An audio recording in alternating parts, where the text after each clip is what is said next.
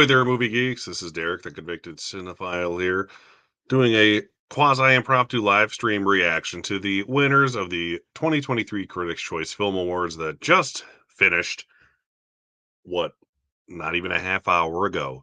Yeah, I got my drinks here because I drink heavily, not just alcohol, but water included. But yeah, I thought it'd be fun to just say, fuck it, I'll do it right now and do a live reaction to the Critics' Choice Award winners. I got my results from Gold Derby here. I didn't do well, but that's okay because I was right where I really, really wanted to be, and I was wrong where I really, really hoped I would be. And we'll get into that in a second. So, if this is your first time finding me, that was a weird coincidence, but please like, share, and subscribe, all that jazz that YouTubers say. I do awards season stuff mostly right now because it's award season. If you didn't notice. I will have I do Oscar tournament live streams. I got one coming up on the 26th for the best of the 2000 to 2009 decade, deciding what is the best picture nominee of that decade. And the most recent Thursday, I did one for the 90s. So go give that a look and a listen if you wouldn't mind. But here we go. Let me flippity flop my screen here. What looks best here? This one? Does this one look best? That's the one. You can read all that, right? Better than if I was larger. So yeah, if you can see here, that's me. I apparently only got a whopping 12 out of 21 correct, which is not great. While I was watching the show, it felt like I did better than that. But maybe that's because because I got a lot of TV ones right that I wasn't really giving a shit about at the time, which is probably the case. I always do better on TV awards because I don't think about them too much. I always overthink the film ones. But we'll just start where it starts on here. Best score. I had Babylon to win because it has a really good score and arguably the most score out of all of these movies. I would have loved if Batman won because it should have been nominated or shortlisted, therefore nominated for the Oscars, but it was not. Uh, and they ended up giving it to Tar, which had the lowest odds. I'm circling it. The main reason because it has the lowest odds is because it shouldn't have been nominated because Tar doesn't really have a score. It has classical music throughout it that isn't a score and a really interesting sound design, but not much of a score. So if they wanted to give an award to the woman who scored this, Hildur, I'd say her last name, but I would butcher it, who won for the Joker at the Academy Awards. She also did the score for Woman Talking, which was nominated. They probably should have just given her that instead of for Tar. It's weird. But yeah, seriously, watch if you haven't seen Tar, watch it. There's not really a score there. I'd heard that before I'd seen the movie, and then I watched the movie and I was like, yeah, they're right. There's not really a score here. And then it won. Who the fuck knows? It's the critics. They're hoity toity and they like their Tar. Best hair and makeup went to Elvis, which apparently is what I voted for, so I got that right. I wish it would have gone to the Whaler Batman, even though I didn't predict it. But yeah, I'm fine with that. And once it won, I was like, oh no, they're gonna do the actor best makeup pairing, which is a thing the Oscars do.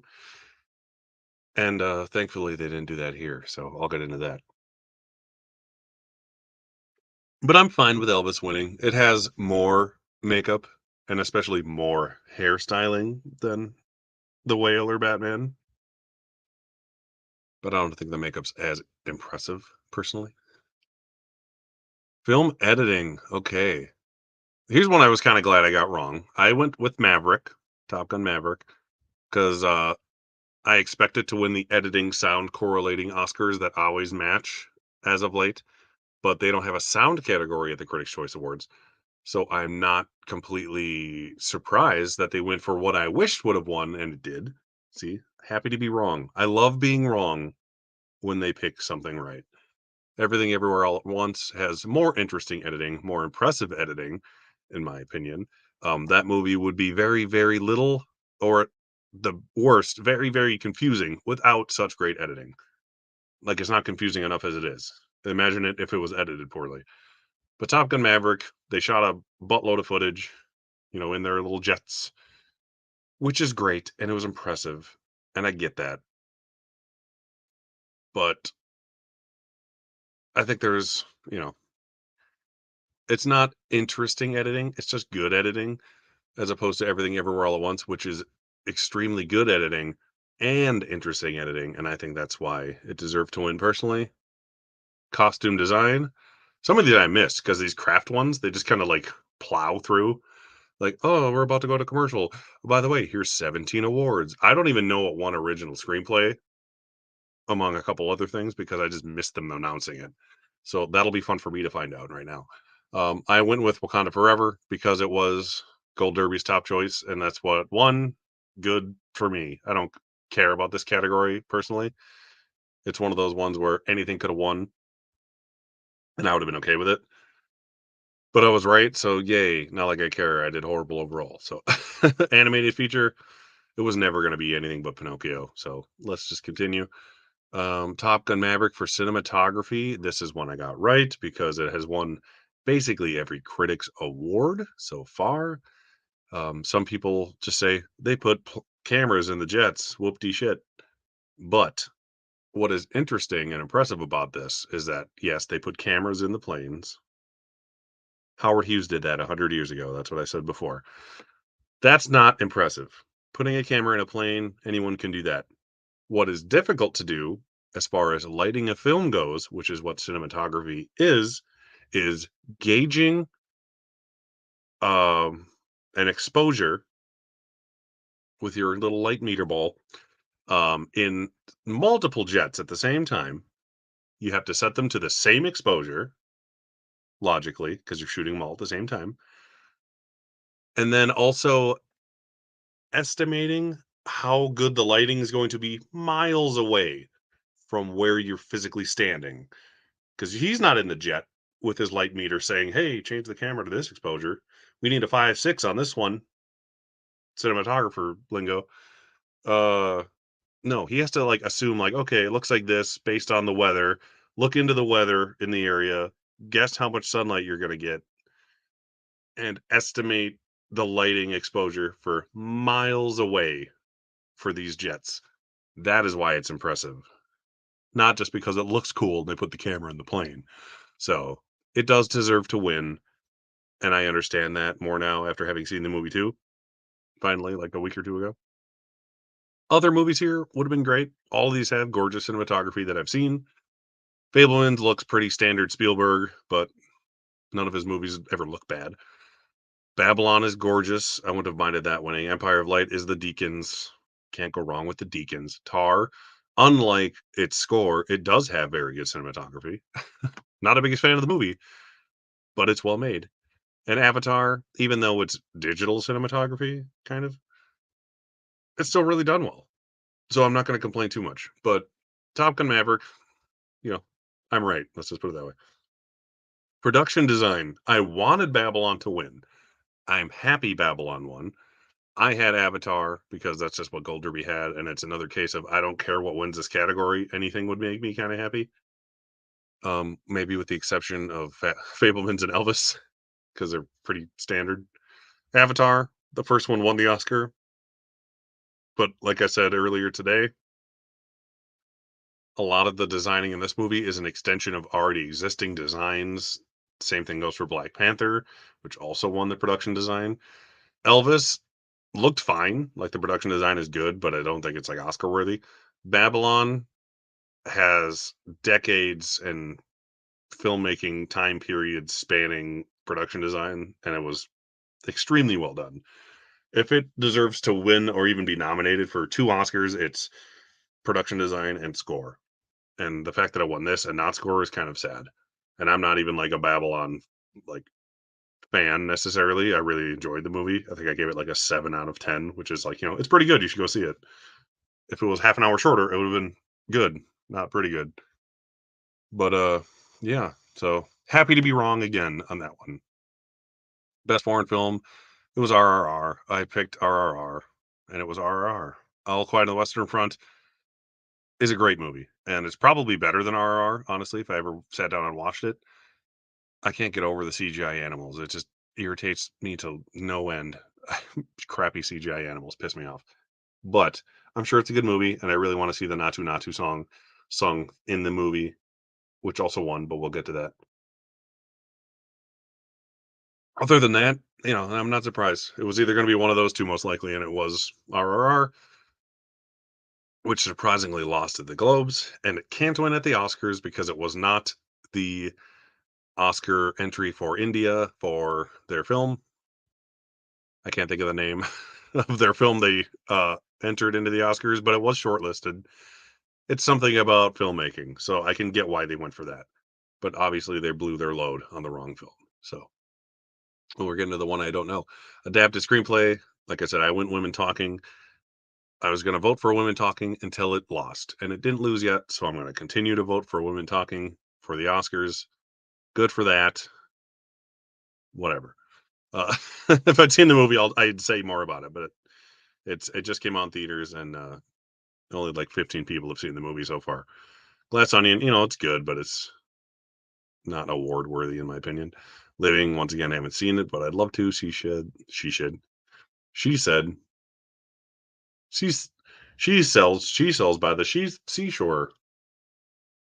Um, and The Whale, which I really enjoy, was nominated. I'm just happy it was here. But yeah, Women Talking seems like an obvious winner until it's not. Like I said, original screenplay. Okay, so this is the one I missed because they announced so many things so quickly during, like, right before the commercial that I just wasn't watching. So I'm assuming it's going to either be Banshees or Everything Everywhere. Considering how much Everything Everywhere ended up winning overall, I would imagine they maybe win for that. But I think everything else after this, BAFTAs and Oscars, will go for Banshees. So let's see.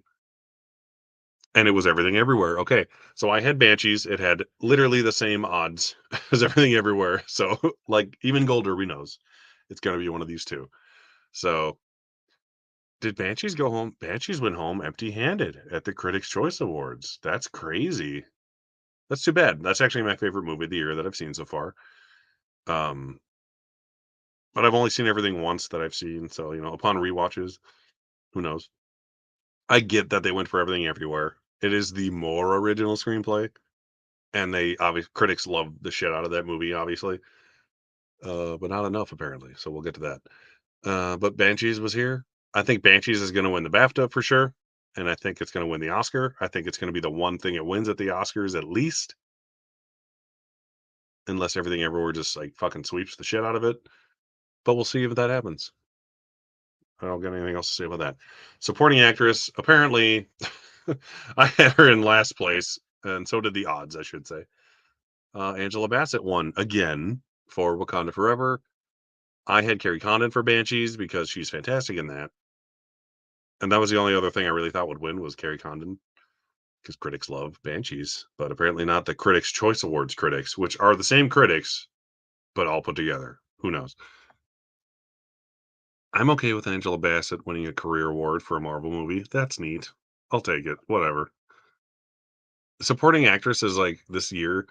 It's one of those categories where it's like they're all good, but there's nothing that's like so good you can't not have her win.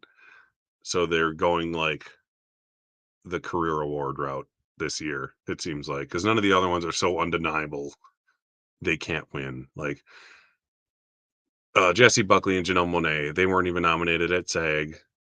And then Stephanie Sue and Janelle Monae and Jesse Buckley weren't at the Globes. And then BAFTA, I don't think Stephanie Sue was shortlisted or Jesse Buckley, if I remember right. So it's like it's a clusterfuck of actresses. I really hope the final lineup at the Oscars is the same as the SAGs, but I think I'll be going for Angela Bassett for the win at this point until someone else wins the BAFTAs. I don't think Angela Bassett's going to win at the BAFTAs. I find it hard to believe that the British Academy of Film and Television Awards would give Angela Bassett a BAFTA acting award for a superhero movie over Carrie Condon and Banshees of Inisherin. It just seems weird to me. So, and BAFTA's strong. things have only won the BAFTA and then went to the Oscar, like Mark Rylance, for example, or Anthony Hopkins for The Father, and they're usually deserving when it happens. So maybe BAFTA will course correct this category for us and give it to Carrie Condon, or maybe Angela Bassett will just clean house this year and be like, and everyone will be like, "That's cool, Angela Bassett's awesome," and that'd be okay. Best actress. Ugh. Once again, even odds between Michelle Yeoh, who I was hoping would win, and Kate Blanchett, who I thought would win.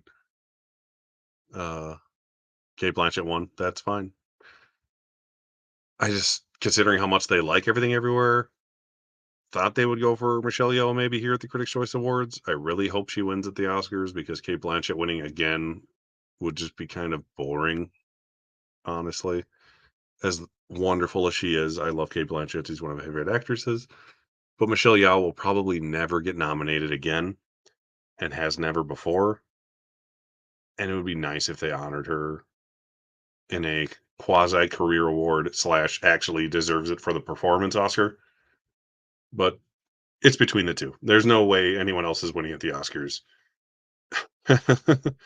The most obvious and adorable award win of the night, Ke Huy Quan for supporting actor. Yeah. He's sweeping.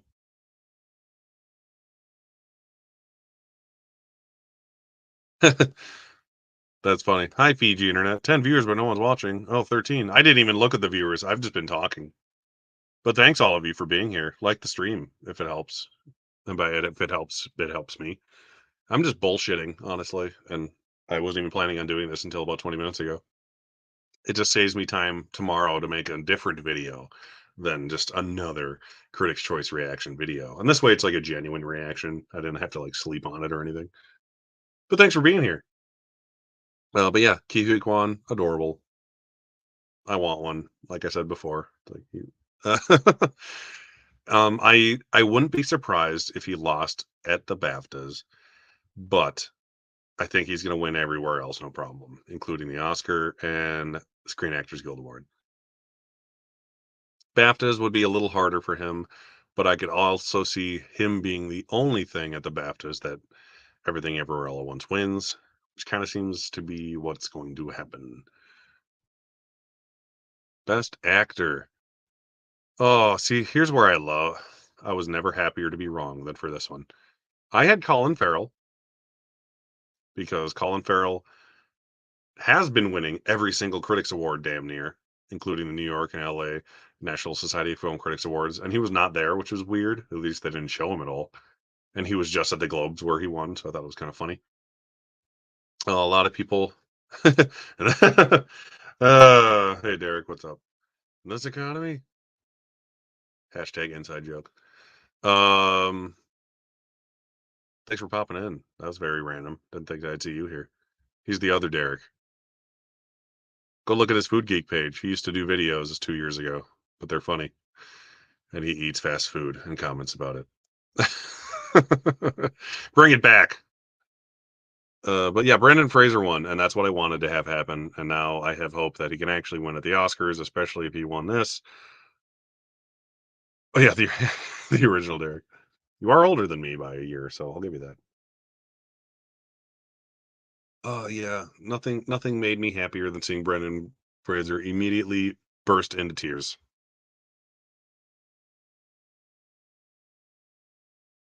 You should. I still say we need to do for Lent season. When is Lent? It's like in March, right? Let's get the fish sandwich from every fast food restaurant, share them and judge them and rank them. That would be a great video. I said we should do that a couple years ago. And then I have an excuse to eat fish sandwiches, which I enjoy.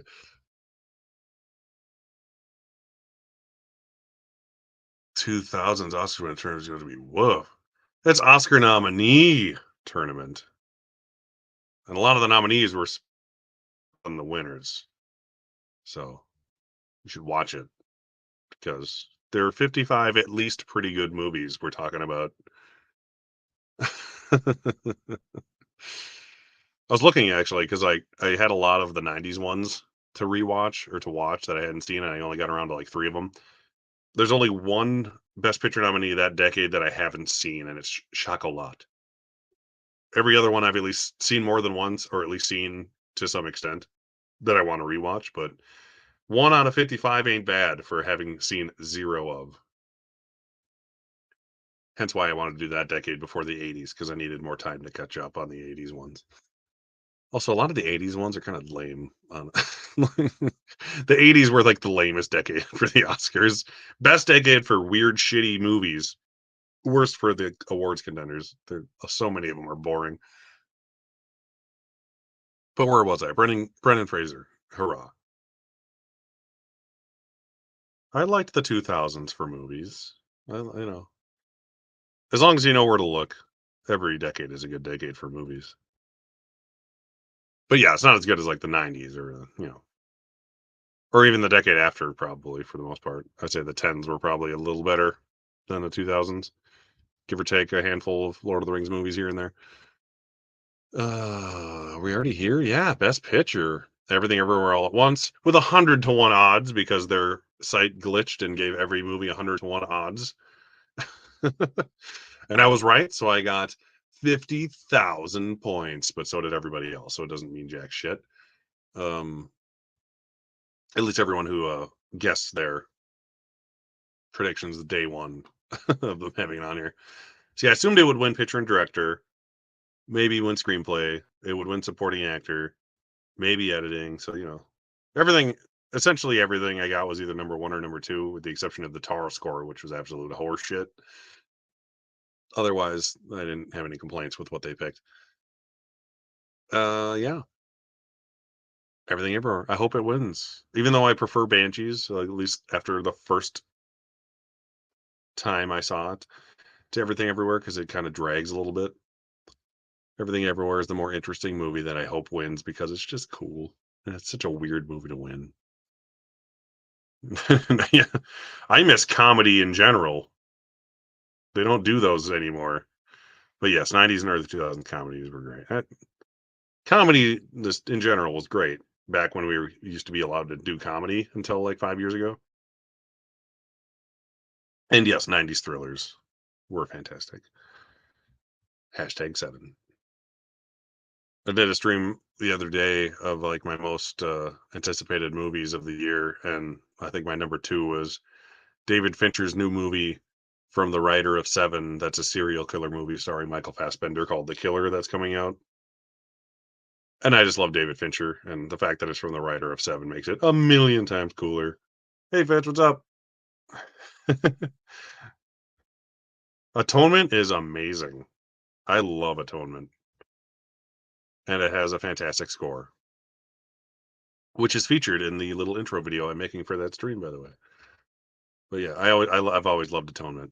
That was my third favorite. Not like it sounds that good. Out of 5 movies nominated for Best Picture, that was my third favorite, but it's still a great movie. And it introduced me to Benedict Cumberbatch. I think that was the first thing I ever saw him in. And Saoirse Ronan is amazing in that. She's like 4 years old. Not really. She's like 12, but still. And then Best Director, another one I'm so glad they picked correctly. Gold Derby, I think they did, yes, as of earlier today when I did my video about predicting these. Steven Spielberg was number 1 on there, and I picked the Daniels.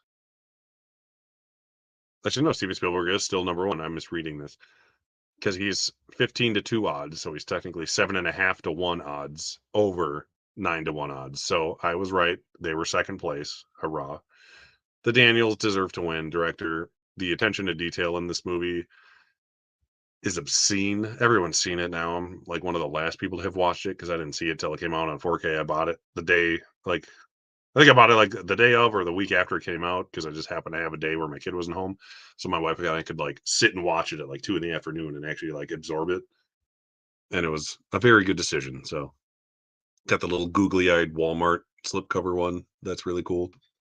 I do need to watch it again. Maybe I'll watch it again before the Oscars. And now that I've seen it once, I can just kind of throw it on and enjoy it.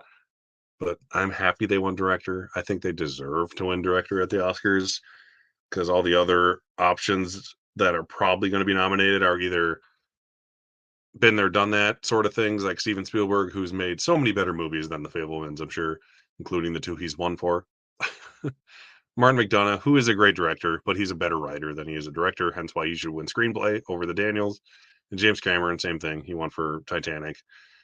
He doesn't need to win for the Avatar sequel. That's the same thing as the other Avatar, but longer and looks a little bit cooler. And God knows who else is going to get nominated for director. It's going to be those four. Actually, not might even be James Cameron. It'll be Todd Field for Tar, and I'm just not the biggest Tar fan, but he does a damn good job. It's a Stanley Kubrick movie directed by Todd Field. That's what Tar is. And not a good Stanley Kubrick movie. It's like one of the ones I'd rather not rewatch. Baz Luhrmann for Elvis. Thank God he didn't win. Yeah. So 10 nominees for a category that should have 5 or 6. And I still picked right. So that's good. Hey, Mike.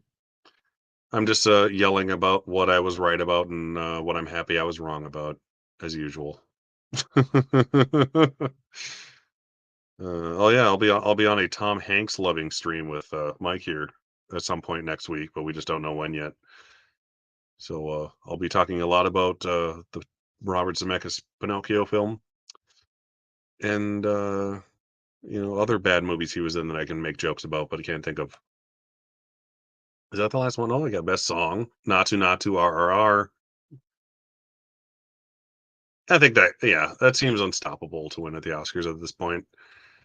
And like I said, it's like the only song not that's not an end credits song. So it should win. I think they should make a rule where if your song is not in the movie and it's only at the end credits of a movie, it should not be eligible for the best song category. Otherwise, they should just get rid of the category altogether and replace it with best stunts and best ensemble, which are better categories that they don't have at the Oscars. Or bring back sound editing, please. Yeah, best song, the only one that's in the movie, Not to. Otherwise, it's like, let's give it to Lady Gaga, I guess, and she already has an Oscar, so why bother? And let's give it to Rihanna for this really repetitive "Lift Me Up" song that's exactly like every other song from 2 years ago. Boring. RRR. Not to end credits. Not to end credits song.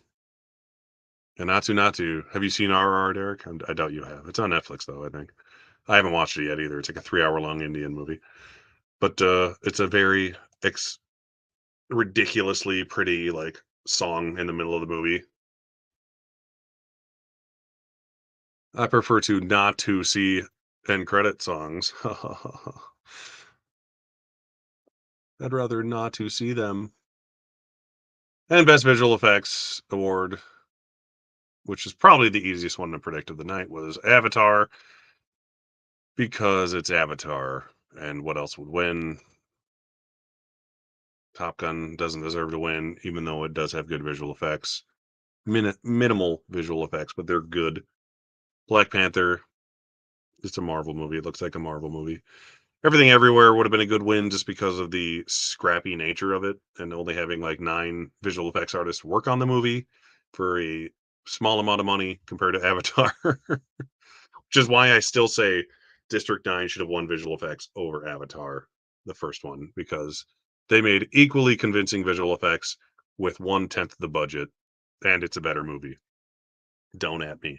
The Batman, which is a great movie, and I need to rewatch it again. And RRR, which has fake animals in it, which I hate and makes me want to burn things when I see them in movies. I turned off the Jungle Book remake within 10 minutes of starting it because was so angry at how shitty the animals looked in it. I could not stand it. Anytime there's always fake deer in every movie, and as soon as that happens, my wife and I just both turn at each other and roll our eyes because we just can't. Both of us just can't stand fake animals in movies for some reason.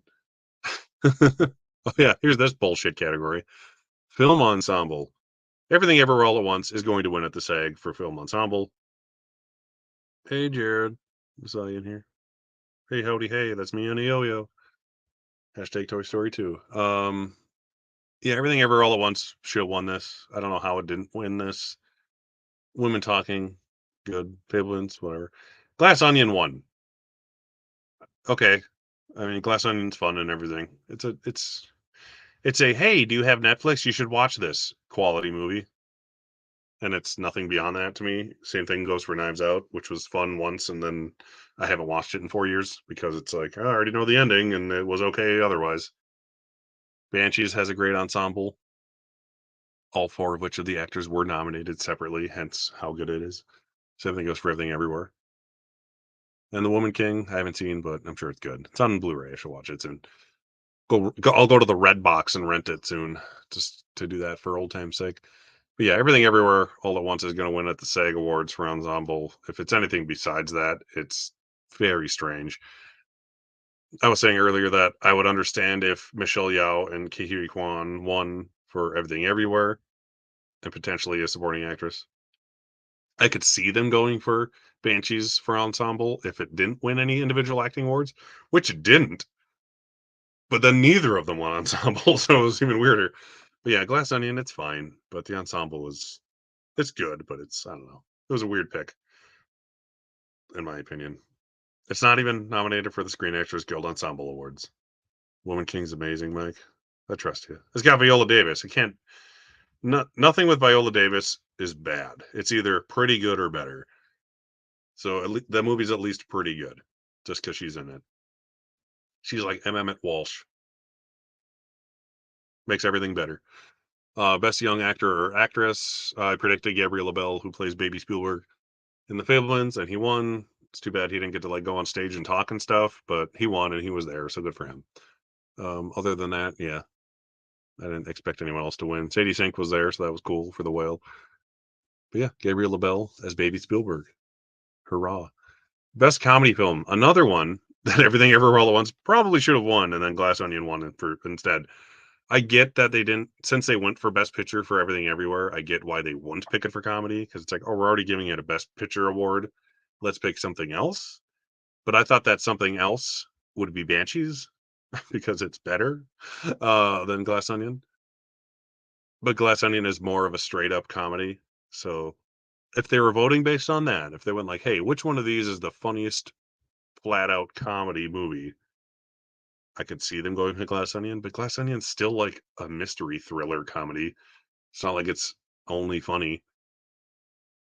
Like the only one here that's like a comedy is like Bros. Otherwise, everything else is like an action comedy, like Unbearable Weight, or a weird dramatic comedy like Triangle of Sadness and Banshees, and whatever. Good for Glass Onion for winning awards, I guess. This is why these awards don't exist at the Oscars because they're crazy, and that's it. That is all of the awards. I got a whopping 12 out of 21 correct. Luckily, I don't give a shit except for I only care about who won. That's really all it is. And the people who won are the people who I mostly wanted to win, specifically Brendan Fraser for Best Actor. Made my wife and I tear up a tad seeing him so happy and adorable as he always is. Yeah, what is next, right? Screen Actors Guild Awards. They're coming. I should check when, huh? Should I check when? Maybe I will, just for shits and giggles here. Let me create a new tab and float it over my second screen here because I forgot to the first time. SAG Awards date, Google. 26th, right? Yeah, February 26th. So like a fucking month and a half away. Jesus Christ. Is the Screen Actors Guild Awards. It is going to be on what is it? Netflix's YouTube page. And next year it's going to be on Netflix because they're no longer on TBS and TNT, which is weird, but I kind of love that they're on Netflix because award shows, like most people don't care about them anymore. And the people who do can just see things on like Instagram about them. So it should be on streaming platforms, in my opinion. Netflix is the perfect place for an award show. They may not get rewatches out of it, but they will get commercialless viewers. And the fact that it will be on Netflix, presumably without commercials, is enough to make me watch it. And I honestly would rewatch it if it didn't have commercials because I'm a dork. And then the Oscar nominations are coming out on the 24th of this month. At 7:15 Eastern Standard or my time, I'm sorry, 7:15 Central Standard Time, which is where I live. I think they're at 5:15 Pacific Time. So I'm going to start streaming at 7 my time, so 8 Eastern Standard Time. I'm gonna make this as confusing as possible. Um, and then that Thursday, the 26th, I'll be doing my 2000 to 2009 Best Picture nominee tournament stream. BAFTA noms Thursday? Oh yeah, you might be right. I should look for that awards calendar thing. I had it up on here, and then I like took it away because I'm an idiot. 2023 awards calendar. That is not what I typed. Where are you? Award season calendar. There we go. Boop. Um, pardon. Yeah. Live television, everybody. Okay. Just wanna- Where are you? That's January. There's February. What day are we? Critics' Choice Awards, 15th. Oscar nomination voting ends on the 17th. So Tuesday, Oscar nomination voting ends. Also, the 17th, the Visual Effects Society nominations come out. The 18th, the SAG Award voters begin. The 18th is the USC Script Award nominations. And the 19th is, yes, the 19th is the BAFTA nomination. So that's the next really, really big thing that happens. And what day of the week is that? The 19th? That's not the computer screen I'm looking at. Where's the 19th? Trying to click on the date here. You're killing me here, computer. What are you doing? There we go. Uh, I can't think. Thursday. So this Thursday is the BAFTA award nominations. I don't know what time, but either way, I'll be doing a reaction video to what happens there, and potentially a final predictions video as well. Because why the hell not? Maybe that's what I'll do tomorrow instead of this. Since I did this tonight, I'll do a BAFTA award nomination final predictions. Seems appropriate. What the hell? And then, yep, Oscar nominations the 24th. 25th is the Writers Guild nominations, but those are weird because like 50% of the movies aren't even eligible because they're either not part of the Writers Guild or they're from like foreign movies. It's weird. Like Banshees isn't eligible, so everything everywhere is going to win no matter what, kind of a thing. Yeah, that's the next important stuff. The last couple things, and then February happens, and then a whole bunch of crap, and then the 19th of February is the BAFTAs and blah blah blah. And I'm just looking.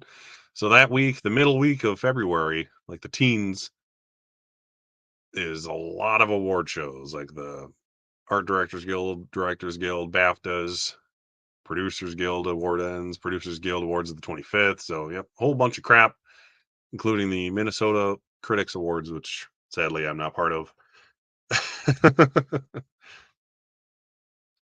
The Hollywood Reporter Actors Roundtable run. Yes, is that the one with the Quan? I shared a thing on Instagram about it today, where it had Quan Butler, Jeremy Pope, Adam Sandler, him, and Colin Farrell all on it together. That was great. Yeah, it was like a 45-minute video. Assuming it's the one you're talking about, where they're all just talking to each other, and it's adorable. I didn't realize, like I said, until someone shared something about it, that Ke Huy Quan and Brendan Fraser are both in Encino Man, and they both won tonight, which I thought was funny. And if it keeps going, it will be the most adorable pairing of Best Actor and Supporting Actor winners in the 95 years of the Academy Awards. Nothing will be more adorable than having Ke Huy Quan and Brendan Fraser winning Oscars together. Even before I knew they were in a movie together. Nothing is cuter than that. Seriously. Come on. You can't beat that. I love me some Brendan. It's the Renaissance and the Quanaissance, if you want to call it that. Data, short round, he's gonna win himself an Oscar. So is Link. They're gonna wheeze the juice together at the Oscars. And yeah, I should go to bed. It's like 10. Not that that's late, but I'm an old man. I've been up and I work early when I work. So thanks for the dozen of you or so that came here and commented. I appreciate you being here. I'll see you soon. Tomorrow I'll do my BAFTA predictions, apparently. Yeah. Where they moved weird. Yeah, they were in Encino. Yeah, right.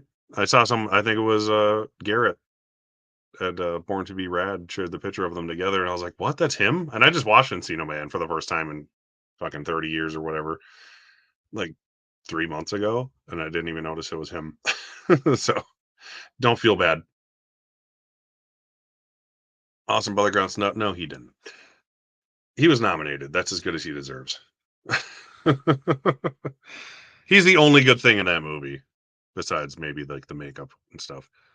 Austin Butler's good, but the movie was designed around him poorly to the point where he's like a supporting performance, in my opinion, over Tom Hanks's very awkward Colonel. But I love you anyway, Holland, and I'm glad you're always around and comment on my videos and stuff. You know, I like you anyway. But yeah, I'm gonna leave and end this before I get yelled at when I go back upstairs. So once again, I'm Derek, the convicted cinephile. Please like, share, and subscribe, and all that hubbub that YouTubers say. Yeah. Thanks for watching, and I'll see you tomorrow, apparently, for my BAFTA predictions. See you next time.